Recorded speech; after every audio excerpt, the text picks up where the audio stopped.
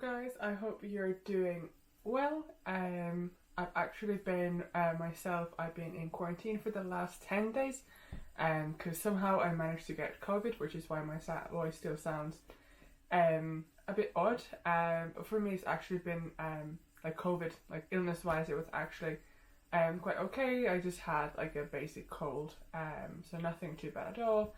And today is actually my last day of quarantine and I haven't had any symptoms besides the odd voice for a few days. I think so luckily this will be my official last day in quarantine, although I'll basically still stay inside. I'm not going to shops or anything for a few more days just to make sure. But yeah, we'll be able to go outside for a nice walk tomorrow, which is great. But anyway, today I want to do a quick video on some of the stuff I have done during lockdown to kind of manage my digital well-being when it comes to like Netflix and especially social media. And like this isn't, to be honest, this isn't applied just to lockdown, but like what I've been kind of doing for the past year or so, and kind of a few things that have really helped me. But to be honest, especially in lockdown when there's not that much to do, it's been a lot harder to stay off social media, and kind of my Netflix time has definitely gone off the roof. But I feel like I've still been able to kind of manage it to an extent. But of course, there's no need to be perfect, especially now. Like it's okay, and don't feel guilty if you watch more Netflix and stuff. Like I've done it, everyone does it. It's totally fine. But I feel like these few things that I do still help me a bit. And kind of just help my mental health when it comes to social media and kind of what I see on social media, etc. So I hope some of these tips might be useful for you as well. So I'm just going to move on to the first one, which is on any social media, like in terms of people that I follow, is just cut out all the people that don't provide you any value or don't make you feel good about yourself. So for example, I dedicated 5 minutes one day of my time to literally just go through and see who I am following on Instagram, and checking out any accounts that I know that make me, for example, easily I compare myself to the people and kind of the unrealistically perfect picture they portray. Like of course there's nothing wrong with this accounts in general, but I just want to make sure I'm not following anyone who I know I'm comparing myself to and who's making me feel not so good about myself. And also I just removed some general accounts that I felt that were quite negative in tone and stuff that I just didn't like to see in my feed. So I think that really helped in terms of like how positive my feed is and how the feed makes me feel about myself, but also reduce the amount of people in my feed. So every time I go through people, it would take less and less time, so I would spend less time on Instagram.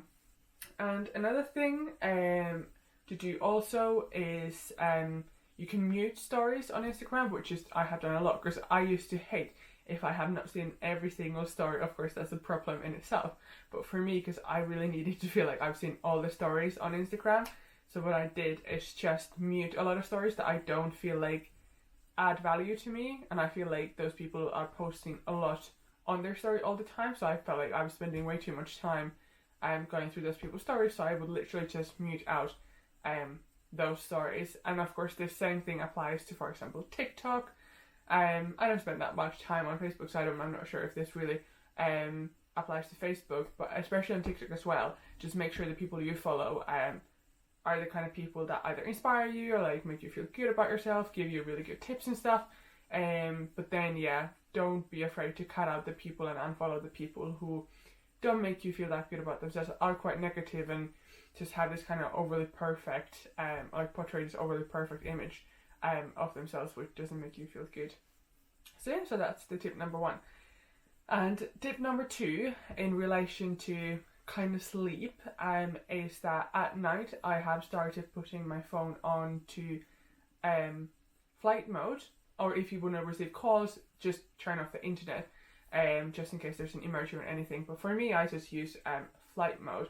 And I think for me, when it comes to my sleep, that especially helps because if I can you feel the vibrations of notifications, etc., I feel like I'm more alert even when I'm sleeping, which is quite annoying, and it's really subconscious, so I didn't notice that I was doing it until I turned it off overnight, and I realized how much better I was actually able to sleep because I didn't hear the tiny peeps and stuff. And then in the morning you don't feel like as the first thing you have to look at all the notifications, so even when I woke up I would and I still don't turn it on immediately, but like sometimes I do, and I'm guilty of this, so like sometimes I still do turn it on, like go through the notification in the morning, go through the notifications in the morning. But as much as I can, I try to keep it in the flight mode for a little bit longer once I'm kind of done with my morning routine, and that way it just kind of gives me that peace of mind in the morning, and I get to start my morning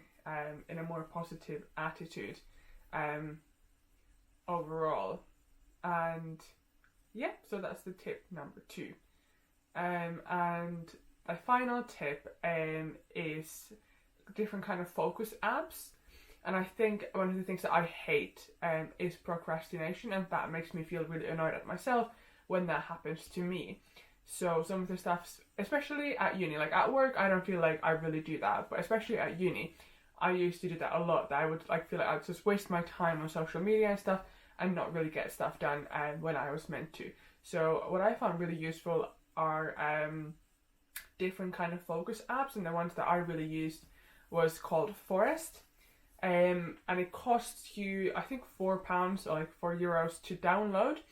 And actually, in a way, the fact that it cost you a little bit to download helped me, because if it was like, yeah, another free app, I wouldn't feel like I need to use it. But because I paid a little bit for it, it made me use it more. So in a way, it actually was good, even though it's a bit annoying that it cost you money. But I feel like it was actually quite good.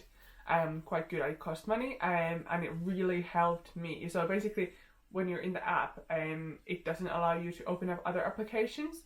So when you put your focus time on, it gives you like different kind of options for music, and so basically you try and grow a tree. So you put it like first 20 minutes, and then you grow the tree, and then you can like plant another tree, and it grows that tree.